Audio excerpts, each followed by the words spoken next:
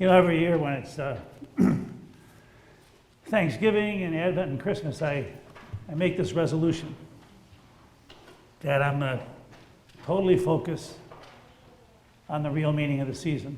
I'm not going to let schedules and stuff and all that kind of stuff get in the way. And it never works. For the most part, I think we capture the spirit, but sometimes I just don't want the other stuff to get in the way of what this journey of Thanksgiving and Advent and Christmas is all about. So Jesus says in the gospel this morning, "My kingdom does not belong to this world. I was born and I came into this world for one purpose, to speak the truth. And whoever belongs to the truth listens to me." I think about what Jesus says. And then I think about all the different kinds of religions there are. Christian and Islam and Jewish and Buddhist and all other kinds of religions. Even in the Christian tradition, there's all kinds of Christians. And even in the Lutheran church, there's all kinds of Lutherans. And I just think about Jesus. Jesus was Jewish. And he revered his temple. He taught in his temple. And he saw how in his religion all the laws and the positions of honor got in the way of what his true religion was supposed to be. And religion became like a kingdom. There were Levites and Pharisees and people on top and people that weren't welcome. And it's almost like the temple and the church became something that was never supposed to be. And then, of course, the leaders of the church thought if they got rid of Jesus, it would go away. So they crucified him. And what happened? It didn't go away. But then we created the church. It wasn't a Jewish church. We started having all kinds of different churches. And sometimes I wonder if God sits on his throne in heaven and looks down on us and goes, "This is not what I wanted. What are you doing to the message that at one time was so simple and so clear?" And I sometimes think the church, and maybe even us sometimes, we kind of get in the way of itself. We get in the way of what the message of Jesus was all about. And basically what Jesus wanted was simple. He wanted people to live and to work in the spirit of kindness and forgiveness and justice. It's that simple. And the kingdom that Jesus is talking about is a kingdom of the heart. It's not a kingdom that's going to be fulfilled in our world, but it's a kingdom that lives in the way that we walk and talk and try to take care of each other. It's true that Jesus' kingdom is bigger than this world. And I still believe that it will come to fruition, and I guess when the day comes that we leave this earth and go to heaven, we'll find out what it's all about. But in the meantime, we're here. We're stuck here. And our calling is to take that message, and as imperfect as we are, to try to make that message come alive in the way that we do basic things every day. And the best way to honor Thanksgiving and to honor Christmas is to say thanks, is to be thankful, is to reach out and be grateful for the birth of that baby 2,000 years ago. And then live it inside of who we are. Kindness, understanding, and forgiveness.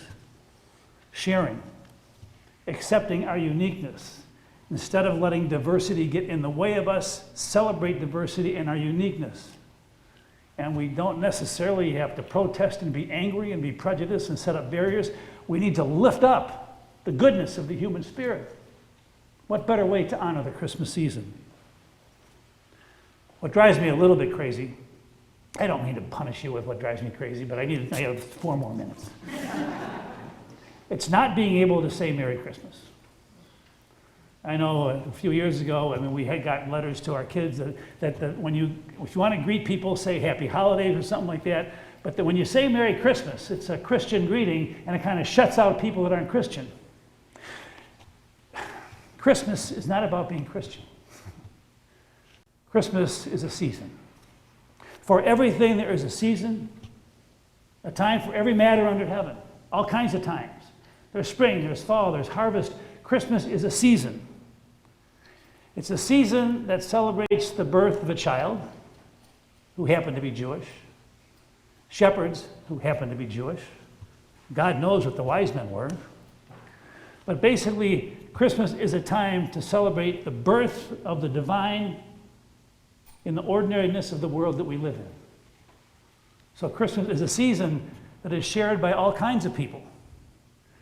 And the movement into Advent and the Christmas, and as we celebrate Thanksgiving, we're talking about a message that is universal, a message that knows no denomination or race or ethnic, a message that brings us together, that celebrates who we are.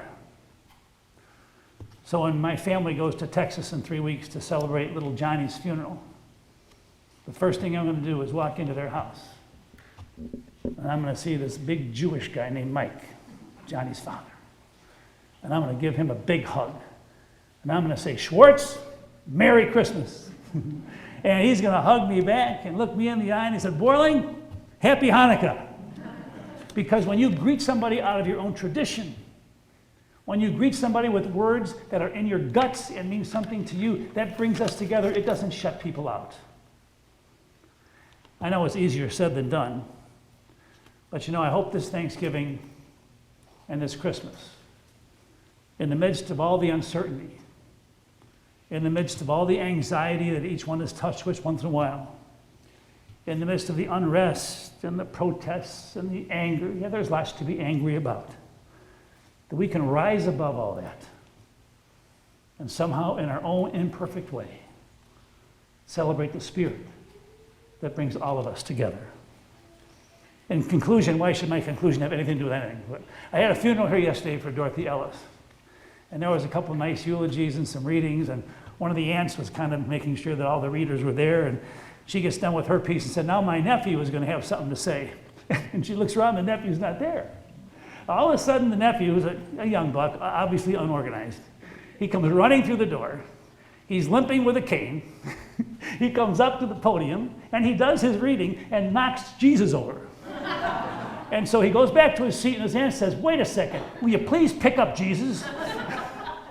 And so he's embarrassed. He picks up Jesus, hands it to me, and I say, you know something? This reminds me. Jesus gets knocked down all the time.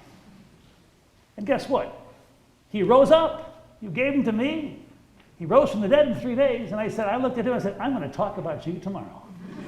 Because somehow in a crazy act of being late, his little action reminded me about rising up and somehow about being able to celebrate of what Jesus is all about. Obviously, Jesus' kingdom is not of this world. But while we are here, let's keep his Spirit as alive as possible. Amen. If you're able to, please rise for the creed.